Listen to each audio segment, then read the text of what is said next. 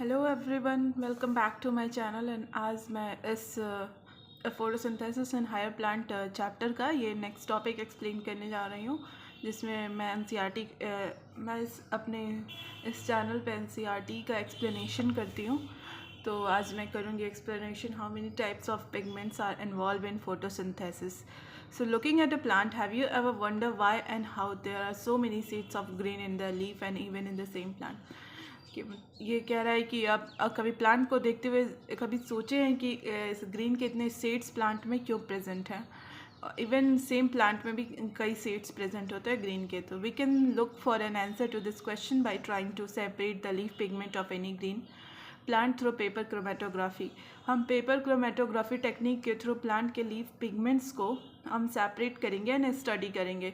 तो अब chromatographic separation of the leaf pigment show that separation करने के बाद लीफ पिगमेंट का ये बताता है कि colour that we see in a leaf is not due to the single pigment. बताता है कि जो लीफ में जो कलर है वो एक सिंगल पिगमेंट के थ्रू नहीं होता है, बल्कि 4 पिगमेंट के थ्रू होता है. पहला पिगमेंट है क्लोरोफिल ए, जो कि ब्राइट और ब्लू ग्रीन कलर का होता है.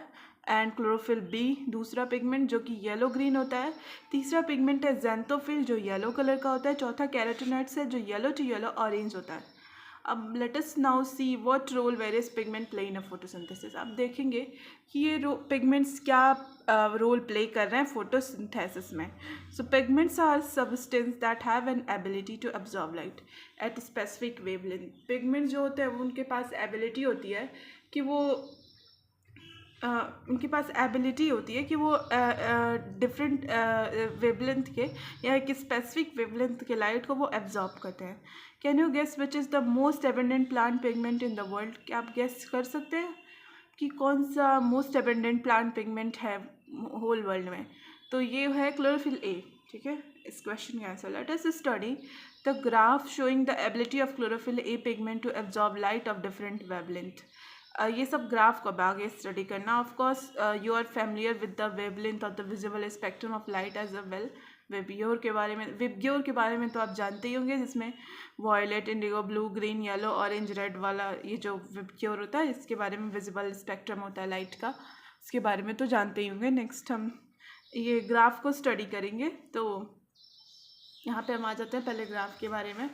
ग्राफ में आ जाते हैं कि ये दिखा रहा है absorption of light by a chloroplast pigment का एब्जॉर्प्शन कैसे होता है. ठीक है, तो ये देख रहे हैं कि ऐसे यहाँ इधर वाले पोर्शन में इंक्रीज़ कर जा रहा है लाइट, और फिर बीच में नहीं, फिर इधर इंक्रीज़ कर जा रहा है. तो ऐसे प्रॉपर ये समझ आता है कि जहाँ एब्जॉर्प्शन हो रहा है वहीं यहाँ पे देखेंगे कि रेट ऑफ फोटोसिंथेसिस भी इधर ही रीजन में हाई हो रहा है, बीच में कम हो रहा है, फिर इधर हाई है तो इधर भी फोटोसिंथेसिस हाई हो रहा है. एब्जॉर्प्शन इधर हाई है तो इधर फोटोसिंथेसिस हाई हो रहा है.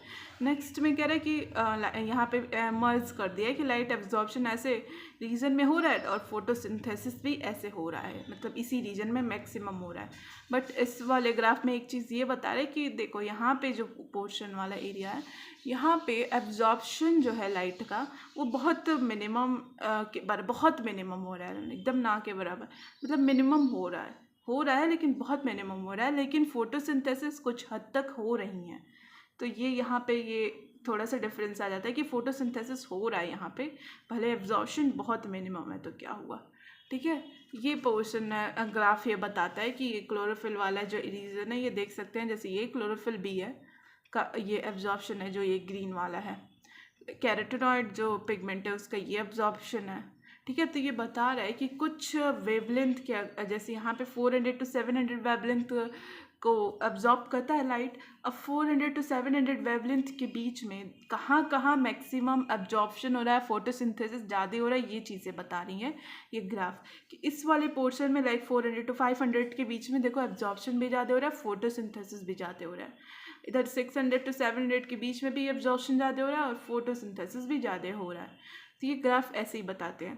नाउ आ जाते हैं यहाँ पे. Now look at a figure 11.3. ये मतलब ये पूरे फिगर के बारे में बात कर रहा है कि showing the wavelength at which maximum photosynthesis occur. बता रहा है ये वाले की बात करें इस ग्राफ की कि कौन से वेवलेंथ पे मैक्सिमम फोटोसिंथेसिस हो रहा है. जैसे इस इधर वेवलेंथ जो है 400 to 500, इधर 600 to 700 के बीच में मैक्सिमम हो रहा है.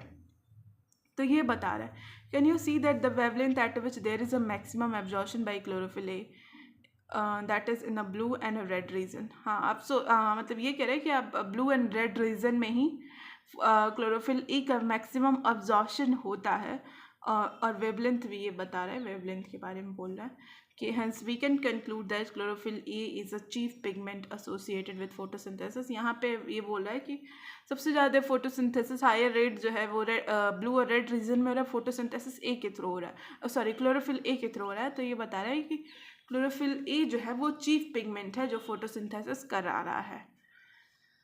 सो बाकी ये ग्राफ की बात है। अब आगे इसमें एक थोड़ा सा और टॉपिक है यहाँ पे कि यहाँ पे कह रहा है कि these graph together show the most of the photosynthesis take place in a blue and red region of the spectrum. ये जो ग्राफ सारे शो कर रहे हैं वो बता रहे हैं कि फोटोसिंथेसिस सबसे ज़्यादा ब्लू और रेड रीजन स्पेक्ट्रम में हो रहा है।